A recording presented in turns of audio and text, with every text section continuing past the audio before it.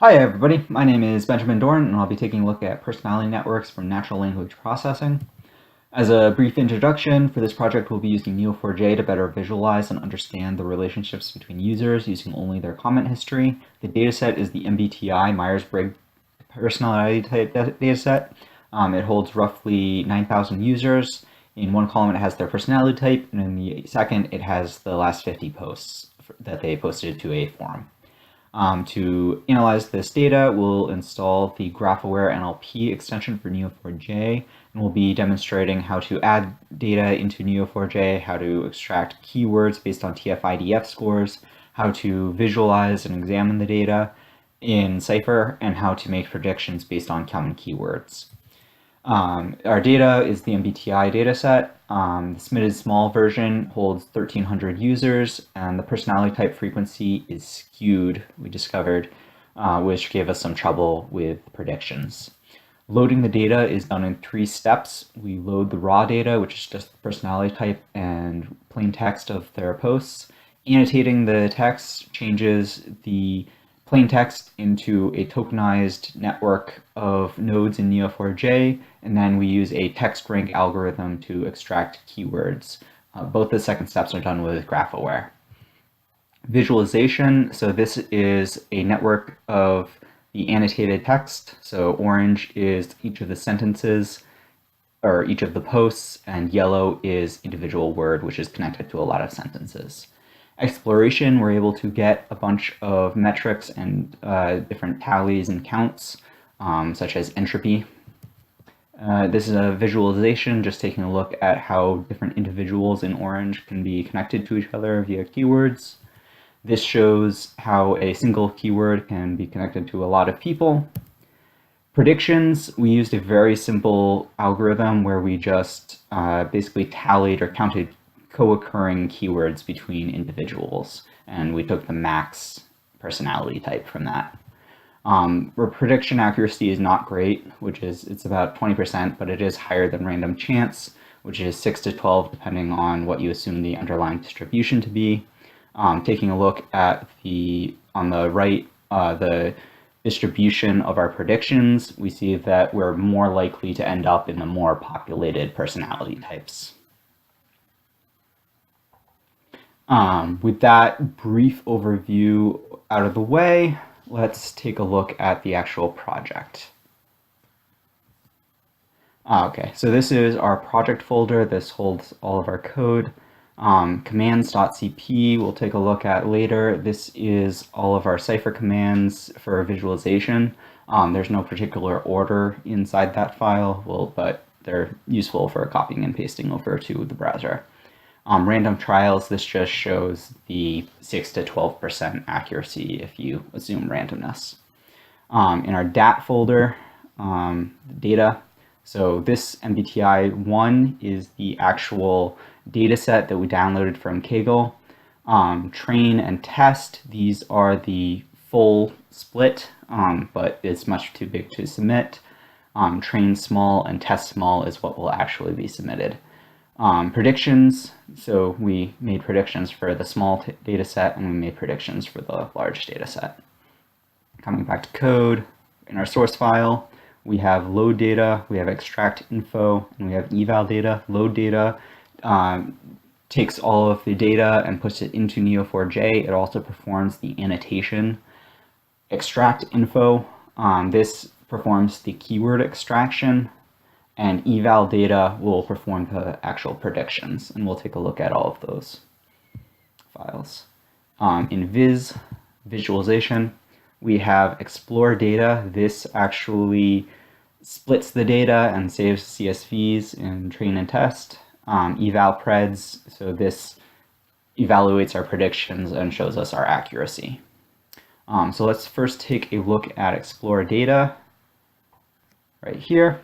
So exploring our data, we import pandas, we import plotly.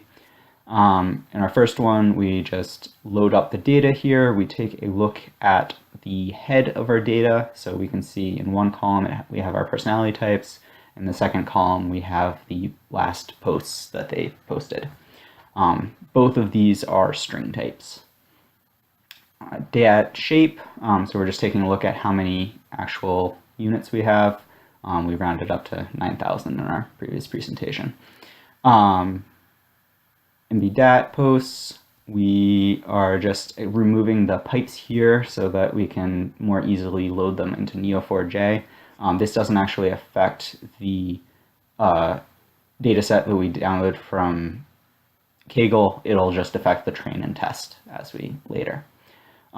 Taking a look here, we just took note that our data set does not match the distribution assumed from the population. So there's not much inference that we can make from this data set to the US or even the world. Here we're just plotting out the personality types in our data set where we see the skew. At least at first, we didn't think it would give too much trouble for our predictions because it could still be very distinct between personality types. As we later found out when we took a look at the keywords and really examined them, there's a lot of overlap in vocabulary between personality types. Splitting the data set. So here we're just splitting it roughly into fifths or something. Yeah, fifths. So we're splitting our data. We have our big data sets and we save them into CSV files. And we do a similar thing, just getting a smaller sample so that we remain under the 10 megabyte limit. And then we save to the CSV file. So taking a look at our load data, so now that we've saved to train small and train small and test small, we can start loading up our data. Is small, so if you want to work with the big data set, you can just set this to false and all the code will still work. Coming down, so we have our main function. So just setting up the database, we'll set up a few constraints. We'll add labels and we'll load up our data from the CSV. Afterwards, we'll annotate our data and then we'll just print out some information just so that we can see if we failed in any of the annotations. That never has happened with the small data set. Okay, so setting constraints. So we're just setting a few constraints for better performance later. It's fairly simple what they're doing. Just making sure that certain properties are unique. Adding labels. So we're just adding 16 nodes for each personality type. We'll connect each person to one of those labels later. We never actually use them in this project, but it's nice to have them for organization. So adding our CSV, so we're just loading up the CSV from the import folder of the database, so you'll have to copy that over from the DAT folder that we submit. And then we're just merging a person with their personality type as class and posts as their posts. So directly inside of each person, that they'll have a class property that we'll be taking a look at versus going another step to another node. And then we're just making sure that they're attached to a label in case we want to take a look at all of the INTJs or what have you. Coming down, we have our annotate function. So this is using APOC, which we installed. This just allows us to do a batch process versus doing it all at once, which is very RAM intensive. So here we're just creating a queue, so matching for every person. So we're getting every person, and then for each person, we're calling annotate with their plain text posts, and GraphRWare will return the annotated network at the end. Coming off to the second file, so this is our extract info where we're extracting keywords. Coming through here, we're using APOC to create a queue, and we're doing this in batches. And then for each annotated node, we're just going through and extracting keywords. So this uses the text rank algorithm, and which is based on TF-IDF scores. We're also adding in our own stop words, so just from the NLTK English stop words, we found that there were a few stop words that were kind of making their way through, which basically attached every single node in the database. So that's all of the code for this file. Just for some time limits for load data, it takes about half an hour for the small data set, and extract info takes about an hour on the small data set. For the large data set, the load data takes about 4 hours, and extract info took well over 12. Okay, so at this point, we'd have extracted all of our keywords. So these are basically the Cypher commands that we use to create our visualizations, and we were able to get back some metrics. So this top query is just taking a look at the actual annotated text, which contains a sentence, which contains a tag. Tag would just be any word, which would then have the inside of another sentence, which would be inside of another annotated text node, and then to person. So this is just how we can jump from person to person. And it's kind of pretty if you run it and take a look at it. If any of the annotations failed, so this one is just the basic Cypher query that you can put into the browser to do exactly what we were doing in the load data. It never actually came up, but it was nice to have it. See keywords. So this one, we're just taking a look at the keywords and then counting how many connections they have to annotated text. So a keyword describes an annotated text, and as we come through here, that count star is basically counting the number of relationships that each K has.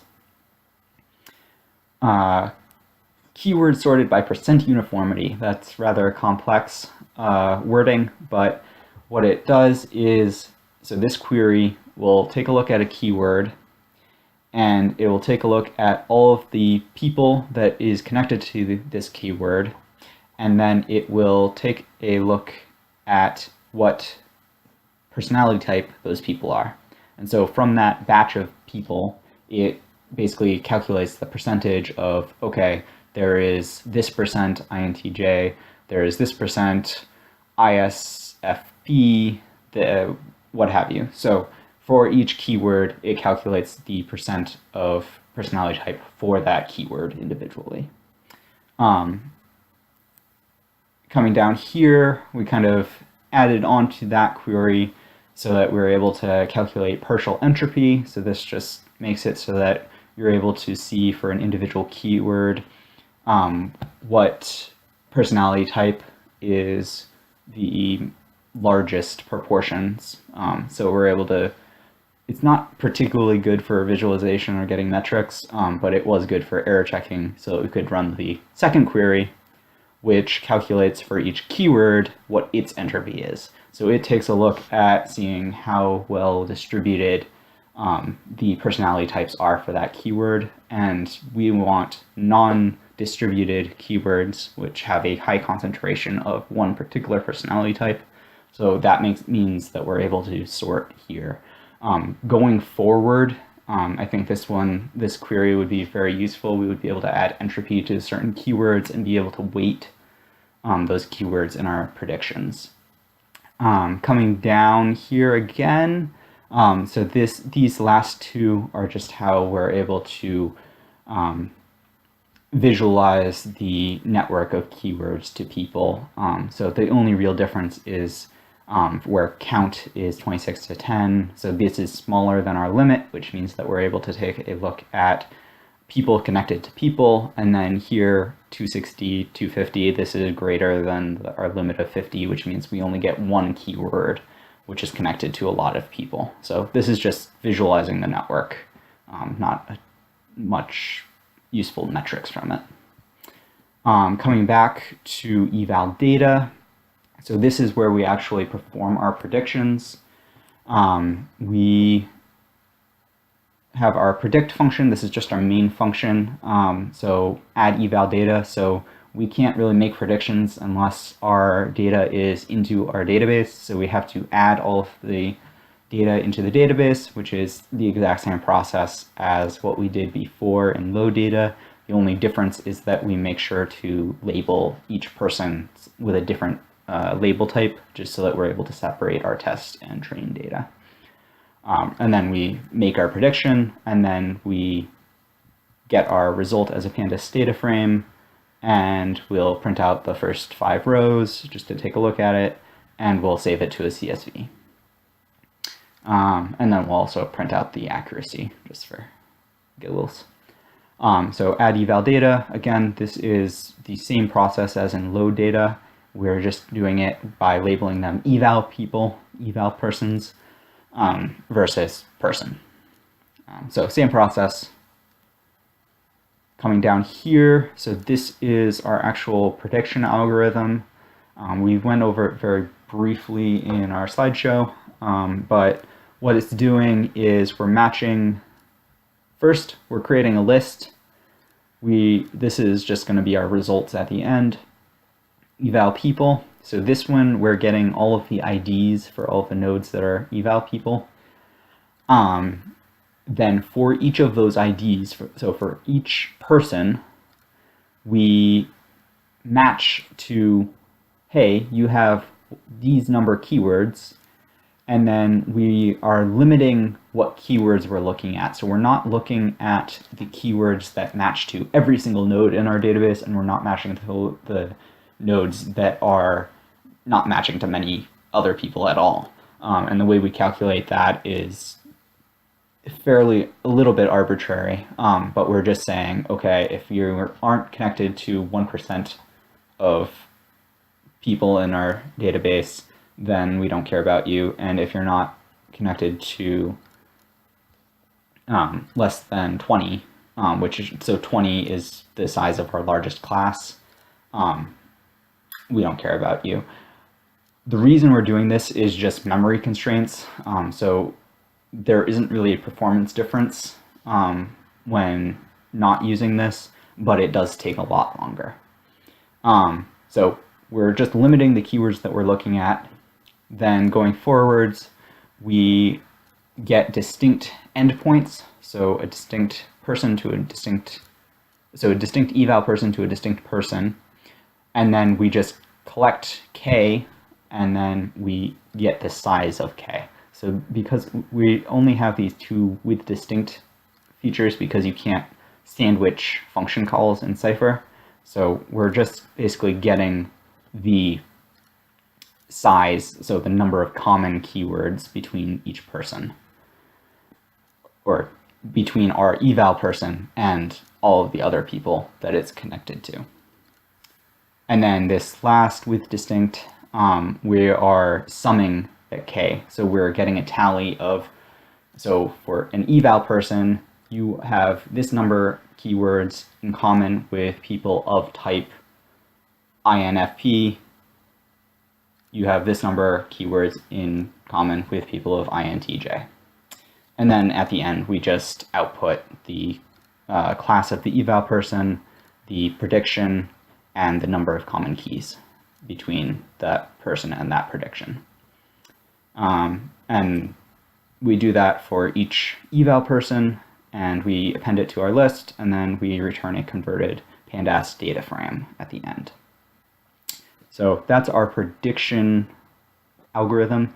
It's not the best, I will completely admit that, but it is fairly simple, and hey, we can do it in Cypher, which is interesting. And there also is some room for improvement where when we're able to get our entropy metrics and we're able to take a look at basically being able to rate our keywords, we would be able to limit our keywords to those that are actually useful and be able to get better predictions that way. And we would also be able to probably add weights to the different classes just so that you're not overwhelmed by the skew. Just due to time constraints, we weren't able to do that. And most of our focus was kind of on visualizing the data and taking a look at that information. Finally, we're just going to take a quick look at the evaluation of our predictions. And again, we import pandas, we import plotly. Again, we have is small, so just switch that if you want to work on the large data set. Preds, so we're just importing our predictions. We're outputting the accuracy, and then we're coming down and we're just plotting the proportions from our eval data. So what personality types did we see in our test data set, and then what proportions do we see in our predictions. And this is actually for the large data set. These are the results for the large data set. So that is my spiel. Thanks for watching, and I look forward to it.